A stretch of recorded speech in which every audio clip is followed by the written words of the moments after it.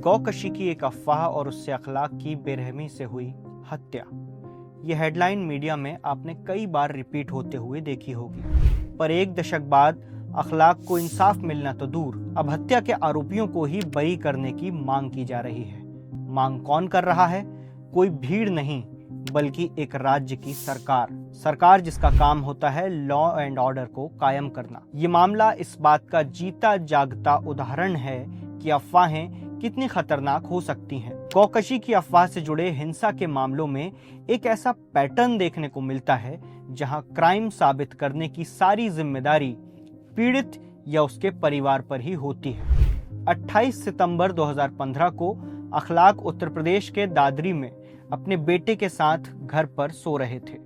तभी अफवाह उड़ी कि उनके घर पर गाय का मांस रखा हुआ है। भीड़ ने हमला किया और अखलाक की हत्या कर दी। अखलाक तो बहुत ही सरल आदमी था, उसका कोई कसूर नहीं था, लेकिन बाकी गांव के लोग उस अफवाह में बहक गए कि साहब वो गाय का मांस रहा होगा शायद उसके फ्रिज में से जो निकला।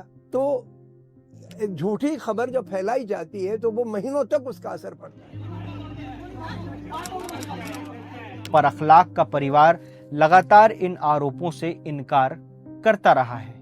परिवार के वकील ने बीबीसी से बातचीत में बताया कि लोकल वेटरनरी रिपोर्ट में सामने आया था कि बरामद किया गया मीट गाय का नहीं बल्कि बकरे का था। पिछले महीने पब्लिक प्रोसिक्यूटर यानी सरकार के वकील ने लोकल कोर्ट से कहा, चूंकि इस केस में असल आरोपियों की पहचान पुख्ता तरीके से नहीं हो पा रही है, इसलिए उन्हें बरी कर देना चाहिए। बात सिर्फ एक राज्य या किसी एक स्पेसिफिक थाने की पुलिस की भी नहीं है।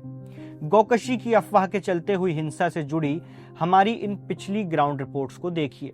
हरियाणा के चरखी दादरी में 27 अगस्त 2024 को एक प्रवासी मजदूर साबिर के साथ हिंसा होती है। पुलिस की भूमिका पर सवाल उठे कि वो गौकशी के आरोपों को लेकर परिवार से ही पूछताछ करती रही, पर वक्त रहते भीड़ पर एक्शन होता तो शायद साबिर की जान बच सकती थी। जेंट्स जब इस एक बच्चा को बाप मार जाती है कैसे हालात में रहते हैं, ऐसा ही है, रोते रहते हैं दिन भर। जब उसको पापा का याद आती है तब रोते हैं। ऐसे पूछता है मेरे पापा किधर गए, काम पर गया क्या? मैं ऐसे बोलते हाँ तेरे पापा काम पर गए, ऐसे बोल बोल के रखे। वो सोचता है मेरा पापा काम पर गया फिर आएंगे। ऐसा ही यूपी के हापुड़ में हुई कासिम की हत्या के मामले में देखने को मिला था, लेकिन एक स्टिंग ऑपरेशन सामने आया जहां आरोपियों ने खुद कबूला कि मर्डर उन्होंने ही किया है। इसके बाद आरोपियों को सजा हुई। लिस्ट बहुत लंबी है। 2023 में हरियाणा में जुनैद और नासिर की हत्या कर उनकी गाड़ी को जला दिया गया था। आरोप था गौ तस्करी का, लेकिन जांच में कई गंभीर सवाल पुलिस की भूमिका और भीड़ की हिंसा पर उठे थे। राजस्थान के अलवर में पहलू खान की 2017 में पीट कर हत्या कर दी गई। आरोप यही कि वह गायों की तस्करी कर रहे थे, जबकि उनका पक्ष है, उनके परिवार का पक्ष है कि पहलू खान के पास मवेशियों को ले जाने के कागजात मौजूद थे। मध्य प्रदेश के सतना में 2018 में 2 आदिवासियों के साथ बेरहमी से मारपीट की गई। एक की मौत हो गई। बाद में जांच में सामने आया कि दोनों लकड़ी बीनने गए थे और कोई मांस बरामद नहीं हुआ था।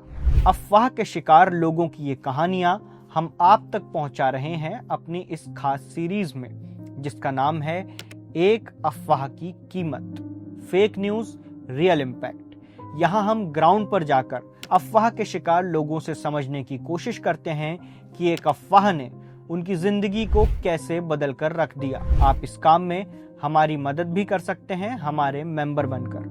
मेंबर बनने के लिए स्क्रीन पर दिखाए जा रहे QR कोड पर क्लिक करें और सबसे जरूरी बात, हमारे YouTube चैनल पर जाएं, इस प्लेलिस्ट पर क्लिक करें और हमारी इस सीरीज के तहत की गई सारी ग्राउंड रिपोर्ट्स को जरूर देखें और शेयर करें। शुक्रिया।